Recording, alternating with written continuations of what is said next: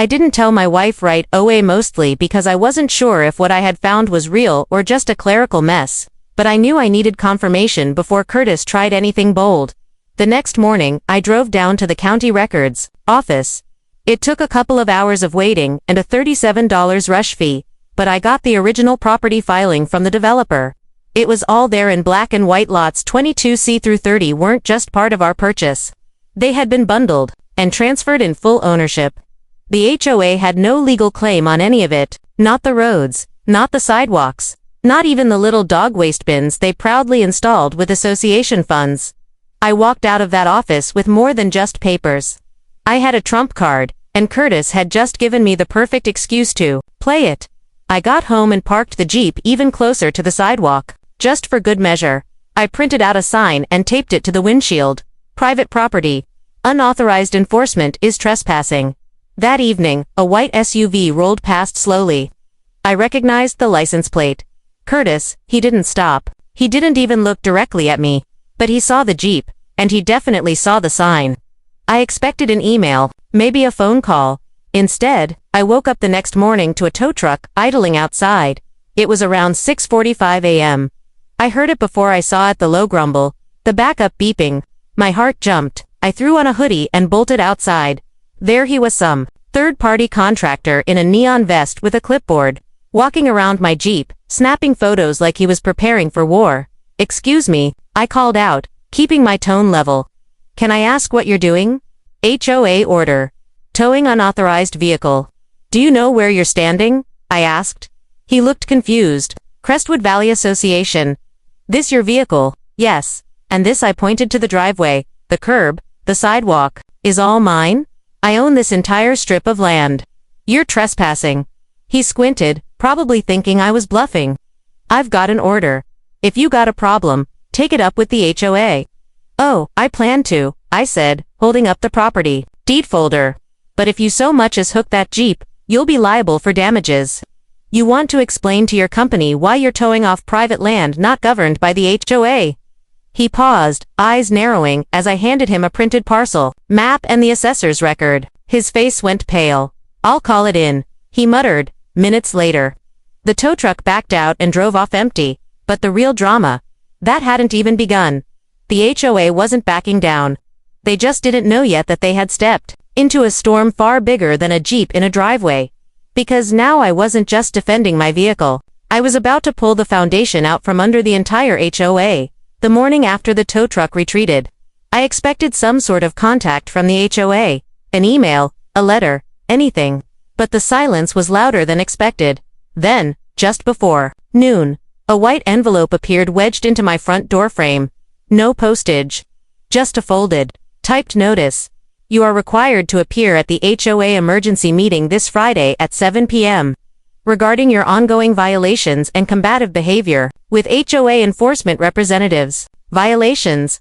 Combative. They were already rewriting the story. I showed the letter to my wife, Jenna. Her brow furrowed as she read it. "They're trying to flip it on you."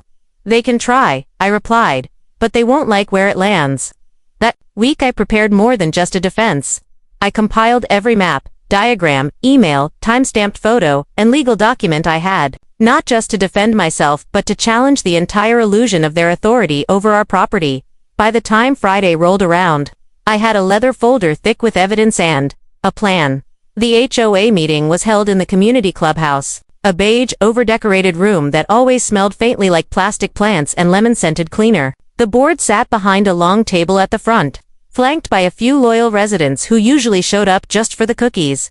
Curtis was already speaking when I arrived, his voice projecting like he owned the walls. "And we can't have residents ignoring guidelines. It sets a dangerous precedent." I walked in mid-sentence, slowly and quietly, and took a seat near the front. He paused when he saw me. Double quotes. "Ah," Curtis said, gesturing toward me with a clipped nod. "You've decided to join us. Wonderful.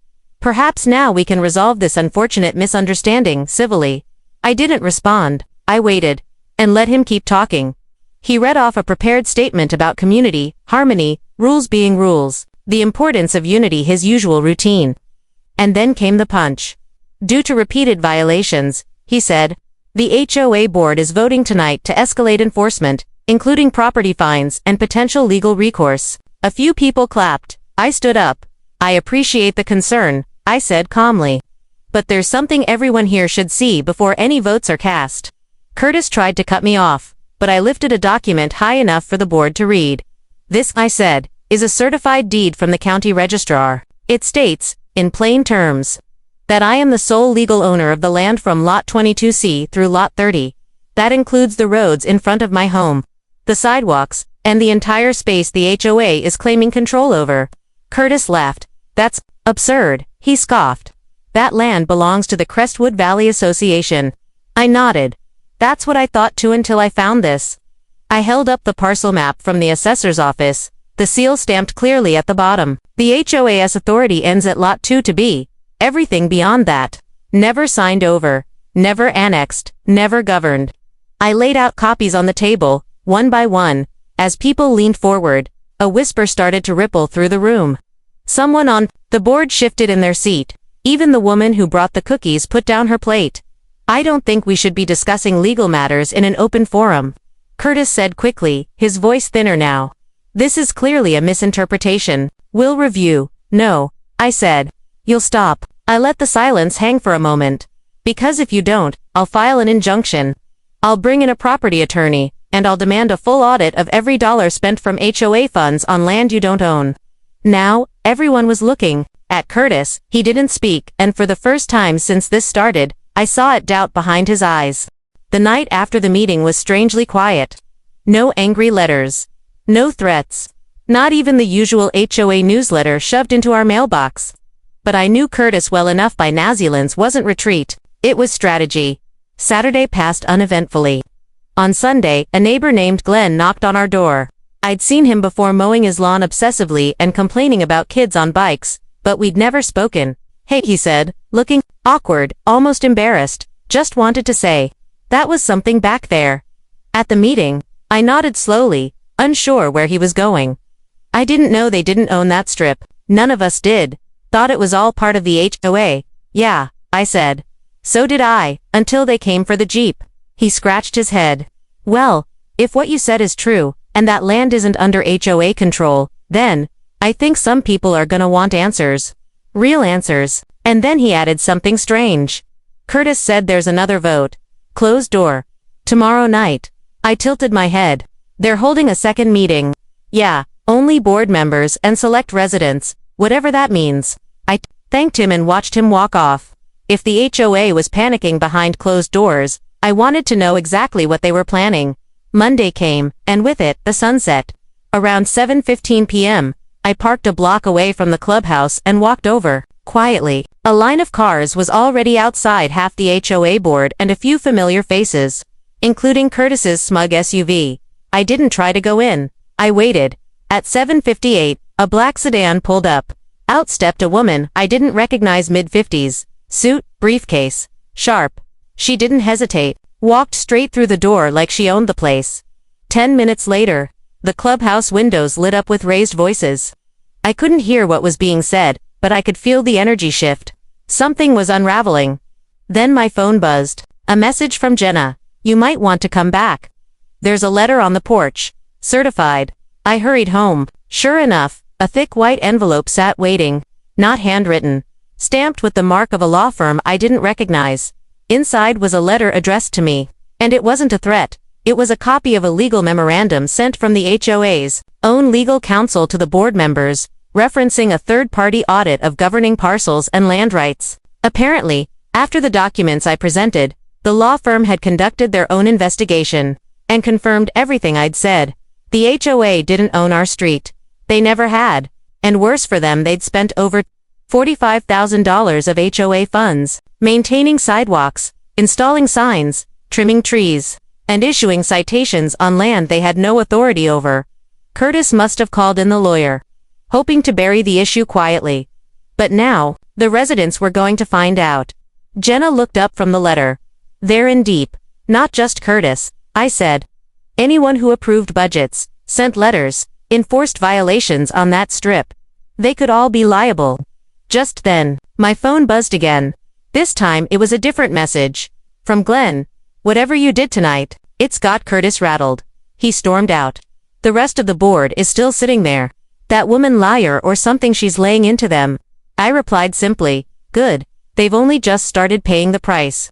Because the next phase wouldn't be quiet meetings or secret votes. It would be public exposure. And I had just the plan.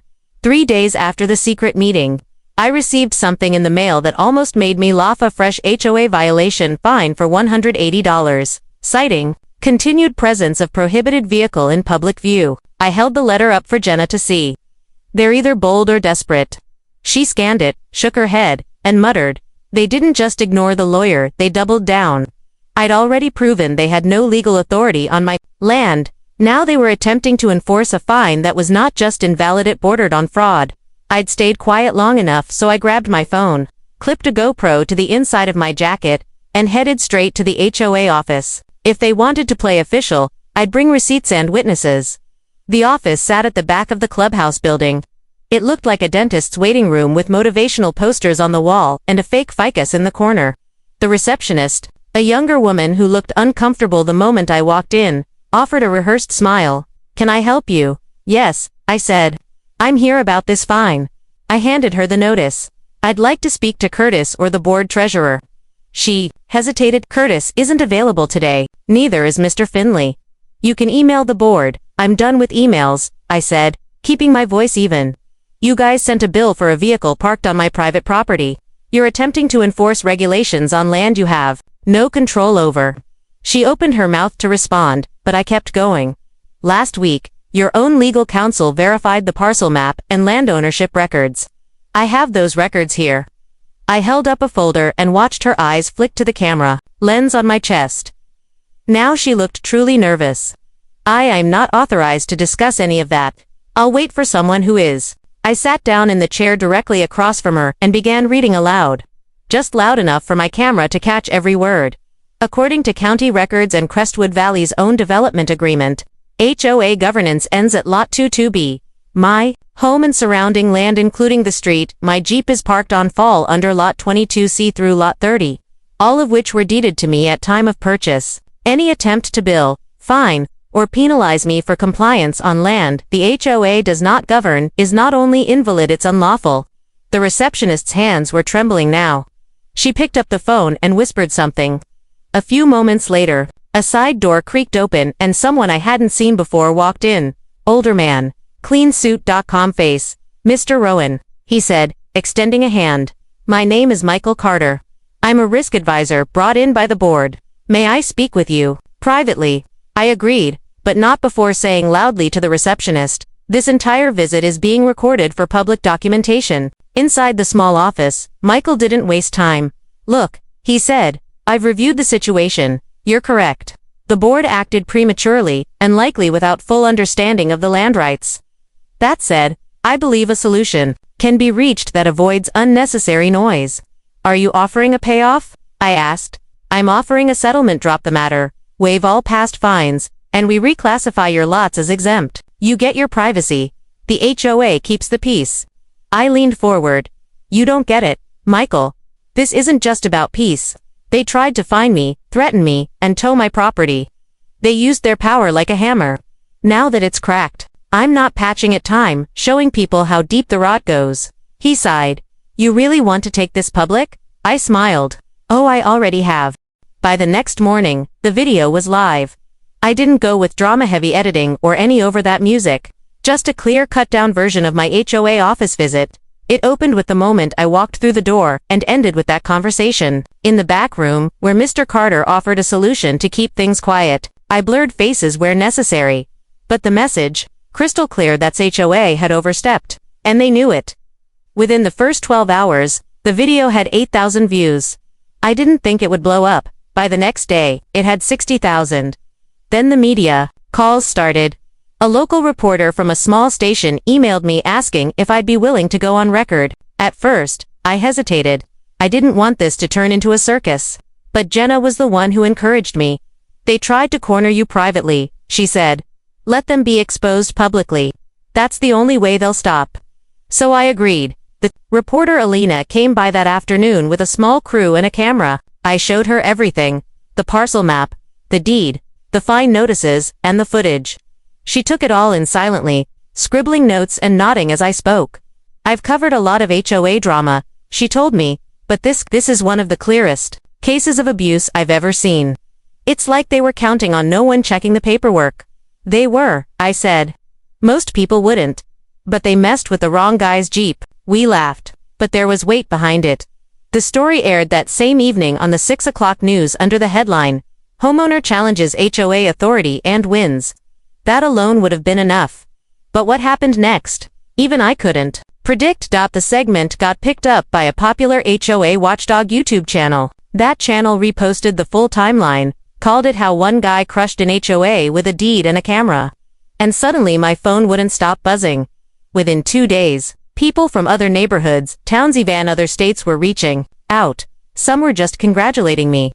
Others were asking how to get their own property lines checked. One guy even offered to start a petition to audit our HOA completely. But the most interesting message came from someone I didn't expect, a former board member. Her name was Marianne. She'd served on the Crestwood Valley HOA board until 2 years ago, when she stepped down after what was publicly described as health reasons. Her email read, "I watched your video. Everything you're uncovering. I tried to stop it too. Curtis runs that board like a private club, and they've been misallocating funds for years. They use fear, not facts. If you really want to go further, I have records. Internal emails, meeting notes. Things they'd rather burn than let you see." I stared at the screen for a long time. Then I replied, "Let's meet. And bring everything."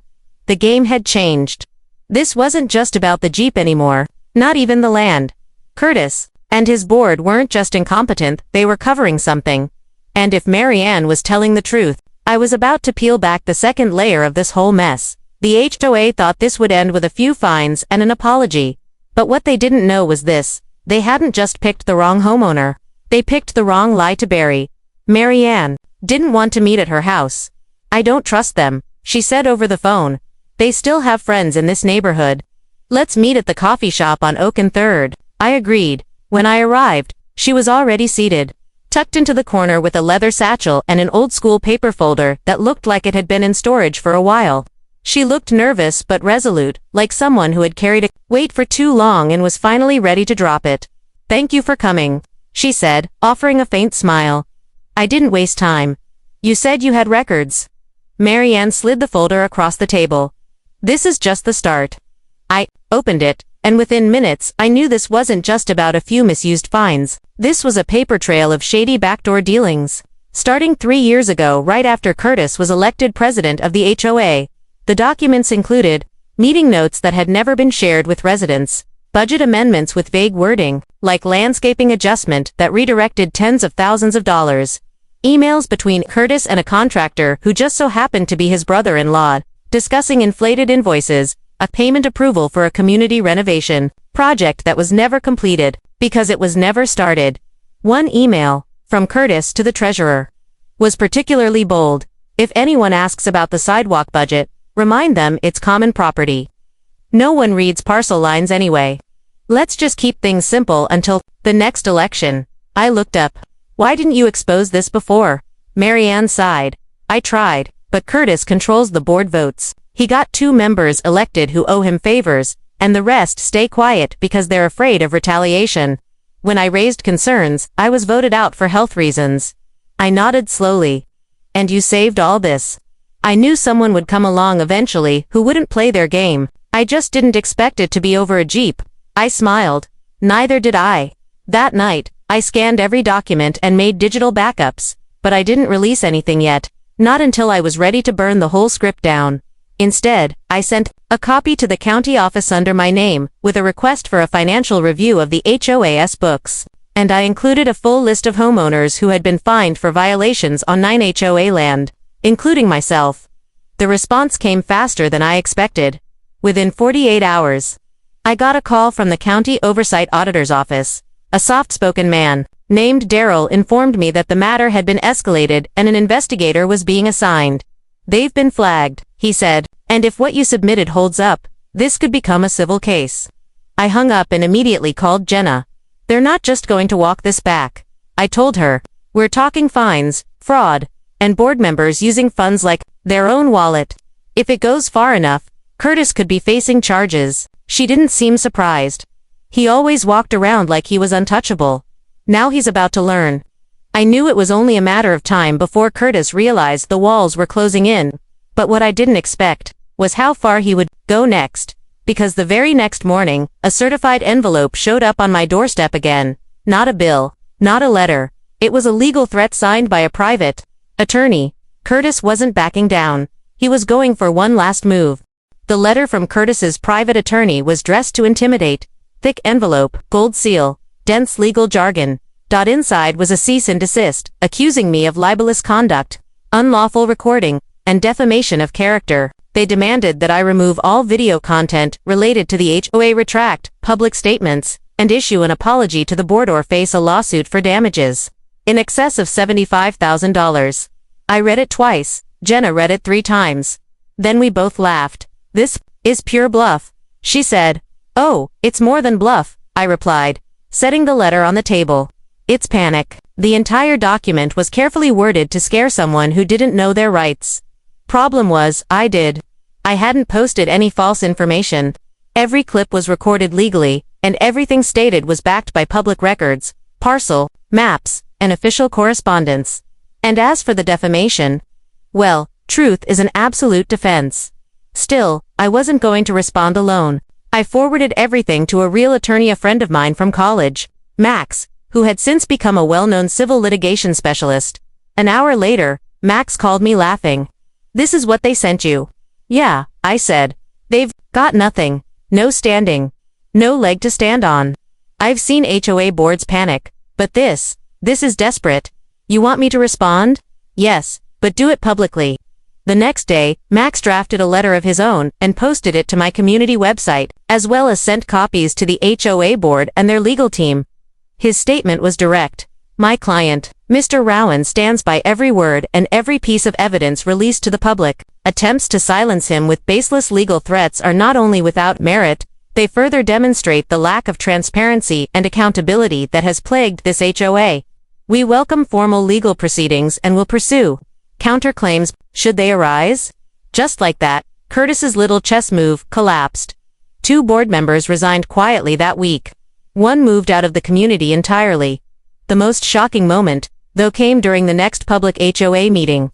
The room was packed, neighbors filled every seat, standing along the walls. People who'd never attended before now came with printouts of the videos, maps, and legal responses. Curtis stood at the front, pale and stiff. His usual arrogance was gone. He started reading from a paper something about miscommunication and corrective actions, but halfway through, a man in the audience cut him off. "You used our money for private deals." Another added, "You fined veterans, single moms, and retirees for things you never had authority over." And then Glenn, the same guy who'd warned me weeks ago, stood up and asked loudly, "Why don't you tell us how much of our dues went to your brother-in-law's company?" Curtis froze. Someone else shouted, "Answer him." And then, finally, he walked out. No answers, no apology, just stormed out the front door with everyone watching.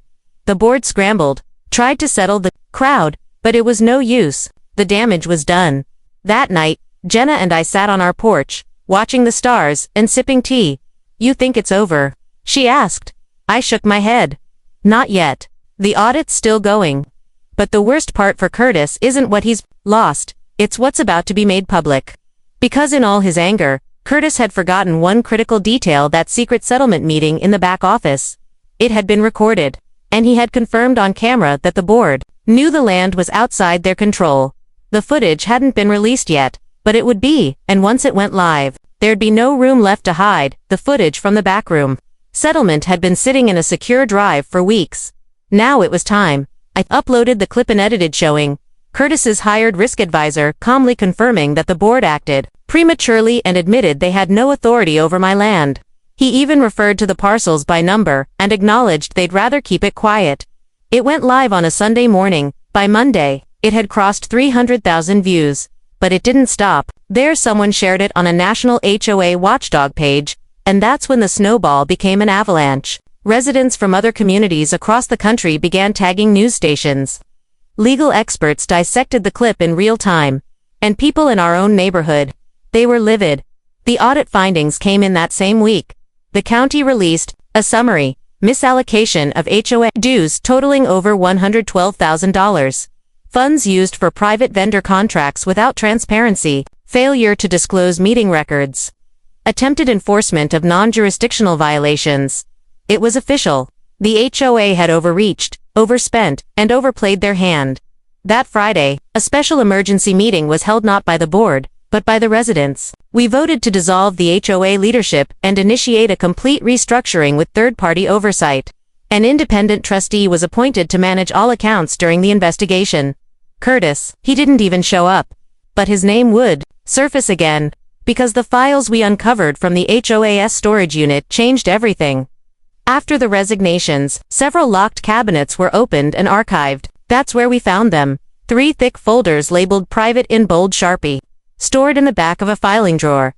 They contained blacklisted homeowners, names of residents, marked as problematic for raising questions or contesting, fines, fake complaint forms, dozens of anonymous letters. All written in the same handwriting Curtis's, a failed land acquisition plan. Curtis and 2 board members had attempted to push through a proposal to buy my land through a quiet annexation, years ago before I even moved in. The deal fell apart, but they never updated the maps, hoping no one would notice, and then the worst part, a handwritten note from Curtis to the treasurer. If we can't force compliance, start stacking fines. Most people fold before they hire a lawyer. It was never about my Jeep. It was never about the rules. It was about control, about bluffing just long enough that nobody would push back. But I did, and the fallout. It was like knocking over a domino tower that had been standing for years, wobbly, shaky, but just waiting for the first honest shove. Over the next 2 months, we rebuilt everything. A new board was formed, transparent, with real checks and balances. We revised the charter and placed safeguards to prevent a repeat of what happened, and the Jeep, still parked right where it always was, only now, with a small American flag waving from the antenna. One day, as Jenna and I stood on the lot watching our son ride his bike near the driveway, a few neighbors walked over. They handed me a certificate with a grin. Honorary HOA Disruptor of the Year. I read aloud, laughing.